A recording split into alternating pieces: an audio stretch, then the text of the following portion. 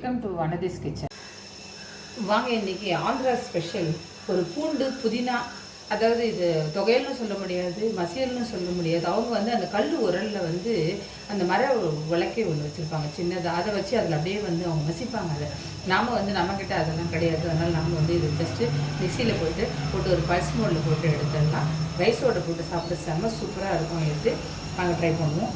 நல்லா ஒரு 20-25 பல் பூண்டு போட்டுக்கணும். காரம் நல்ல பச்சை மிளகாய் நல்ல காரமான மிளகாயாக நான் ஒரு 6-7 காஞ்ச மிளகாய் போட்டிருக்கேன். இதை ரெண்டையும் நல்லா பொரிச்சு எடுக்கணும் அந்த எண்ணெயில். இந்த மாதிரி பூண்டும் பச்சை மிளகாயும் நல்லா புரிஞ்சிடுச்சு பாருங்கள். இதை எடுத்துடலாம். ஒரு கைப்பிடி புதினாவை க்ளீன் பண்ணி போட்டு வச்சுருக்கிறேன். அது கூட இந்த பொரிச்ச இந்த பூண்டையும் பச்சை மிளகாயும் சேர்த்துக்கிறேன். பொரிச்ச இந்த மீதி எண்ணெயிலேயே ஒரு நெல்லிக்காய் சைஸ் புளியை போட்டுக்கோங்க. அது கூட ஒரு 3 தக்காளி சும்மா ரஃபாக கட் பண்ணி அதை இதோடு சேர்த்துக்கோங்க.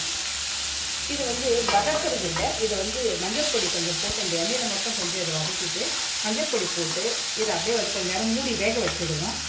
மஞ்சள் பொடி போட்டுட்டேன்.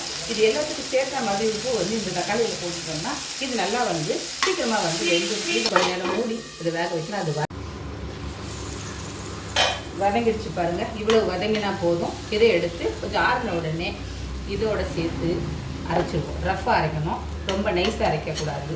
அவங்க அதில் எப்படி இடிப்பாங்களோ, இடித்து மசியல் பண்ணுவாங்களோ அது மாதிரி பண்ணணும். அதுதான் டேஸ்ட்டாக இருக்கும்.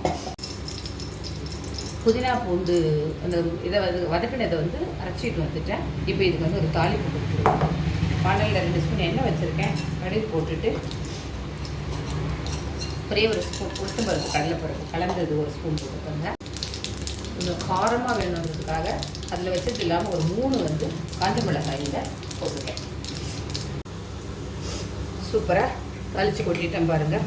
நல்ல காரசாரமாக அருமையாக இருக்கும். சாதத்தோடு போட்டு பிசைஞ்சு சூடான சாதத்தோடு பிசைஞ்சு சாப்பிடுங்க. செம்ம சூப்பராக இருக்குது.